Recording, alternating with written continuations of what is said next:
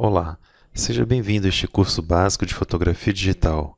No vídeo anterior, vimos como controlar objetos em movimento da foto por meio da variação do tempo de exposição. Neste vídeo, você aprenderá como a abertura da lente influencia na profundidade de foco das suas fotos.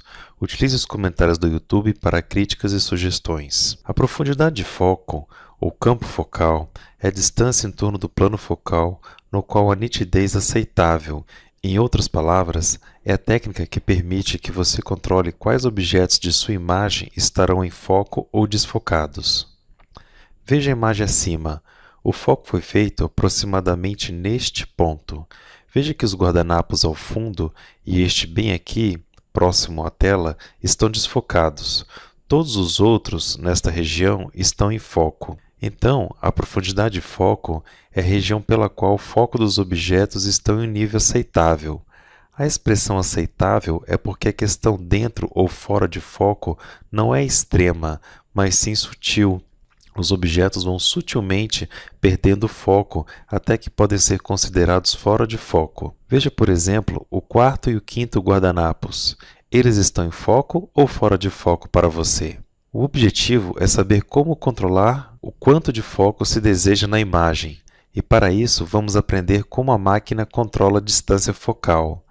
A profundidade de campo depende do tamanho do sensor da câmera, da abertura utilizada, do zoom da lente e da distância do objeto para a câmera. Quanto menor o sensor da máquina, ou seja, aquelas máquinas pequenas, portáteis, mais profundidade de foco você terá.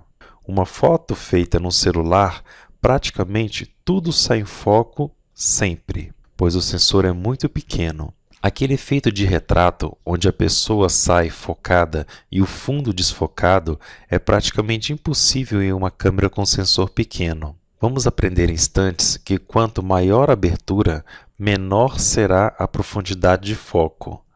Também, quando menos zoom você usar, mais profundidade de foco você terá. É muito mais fácil que tudo saia em foco em uma grande angular. Já usando uma teleobjetiva, a profundidade de foco será muito estreita. Por último, quanto mais próximo você estiver do ponto de foco, menor será a profundidade de foco. Exemplo: para uma regulagem X hipotética, se o assunto está a 30 cm da lente, provavelmente a profundidade de foco seria de 1 cm para frente e 1 cm para trás.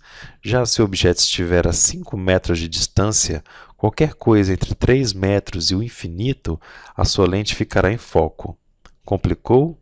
Calma, vamos estudar em detalhes. É a abertura a responsável por controlar a distância focal da imagem. E a regra básica é a seguinte: quanto maior a abertura, ou seja, menor o valor f, menor a distância focal. Este exemplo mostra a variação da profundidade de foco de acordo com a abertura utilizada. A foto com abertura f8 apresenta vários objetos em foco, desde tudo que está bem próximo ao fotógrafo até essa última parte aqui mais distante. Já a foto com abertura f2.8, apenas o que está no ponto do foco é que está em foco realmente, todo o resto está desfocado. Veja que utilizando a abertura 2.8, o fundo ficou desfocado. Já na primeira foto, usando o f8, conseguiu-se uma profundidade de foco maior. Ao variar a abertura da lente, há influência da profundidade de foco. O que e quanto da imagem irá sair em foco ou não.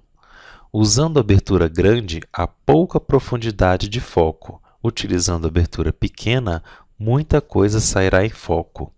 No exemplo acima, a primeira foto usou uma abertura grande, f4, focando na parte da frente do bondinho. Note que a parte de trás ficou bem fora de foco. Já na segunda foto, foi utilizando uma abertura bem pequena, f16, onde conseguiu que todo o bondinho ficasse em foco. Entretanto, em ambas as fotos, o objeto do lado esquerdo ficou bem desfocado. ou seja, há fotos em que é impossível que todos os objetos estejam em foco, não importa a regulagem que você faça. Repetindo a dica que demos no início, quanto mais próximo da lente, mais difícil é manter tudo em foco. Quanto mais longe da lente, mais fácil é colocar tudo em foco. Outro fator de influência na distância focal é o zoom. Quanto mais zoom se utiliza, ou seja, teleobjetiva, maior é o efeito do desfoque, ou seja, menor a profundidade de foco. Quanto menor o zoom, ou seja, uma grande angular, maior a chance de se colocar tudo em foco. Veja esses dois exemplos. Nesta primeira foto, foi utilizada uma lente de grande angular. Note que mesmo a flor que está bem próxima do fotógrafo, como a torre e as nuvens lá atrás, estão em foco. Já esta foto foi utilizada uma teleobjetiva. Veja que praticamente somente a flor e a abelha estão em foco. Nada da vegetação atrás da foto está em foco. Use distância focal para controlar o que você quer registrar na imagem. No primeiro exemplo, tudo deve ser registrado. Portanto, muito foco é desejável. Conclusão, usar abertura pequena, f16 ou mais, numa grande angular. No segundo exemplo, não se quer mostrar a folhagem do chão. O fotógrafo quer isolar a flor e a abelha. Por isso, usou um plano mínimo de foco para controlar a imagem. Abertura f1.8, f2.8, f4 no máximo. Onde devemos fazer o foco? Normalmente, há 33% de foco na frente do ponto de focagem e 66% atrás. Portanto, a distância focal é feita 1/3 à frente do ponto de foco e 2/3 atrás. Consequentemente, para se obter o foco correto de objetos em que um está próximo e o outro está longe, deve-se fazer o foco quase que no meio do caminho, no ponto imaginário que fique aproximadamente a 1/3 do objeto da frente e 2/3 do objeto de trás. Veja este exemplo. Suponha que o primeiro plano esteja a 1 metro do fotógrafo e o segundo plano esteja lá no infinito, a 100 metros de distância.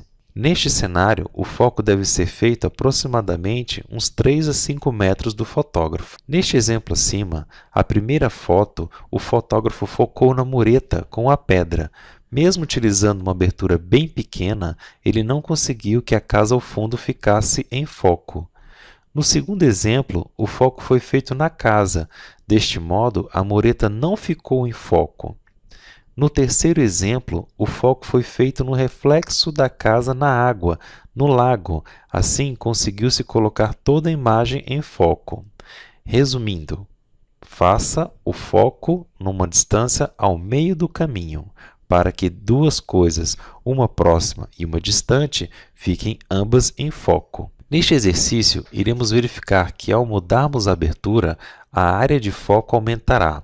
No início, provavelmente só o objeto do meio estará em foco. À medida que diminuirmos a abertura, os objetos à frente e ao fundo ficarão mais e mais em foco. Haverá um momento em que não adianta diminuir a abertura, pois não melhorará nada a foto. Mas pode haver um efeito colateral. Se o seu espaço não estiver bem iluminado, à medida que você diminui a abertura, a velocidade também diminui e pode chegar no momento em que a velocidade esteja tão lenta que a foto fique tremida. Por isso, subiremos o ISO para o máximo possível, com a ideia de sustentar uma velocidade mais alta. Certamente, se você for realizar este teste em um espaço iluminado pela luz do sol, você não vai ter problemas de baixa velocidade.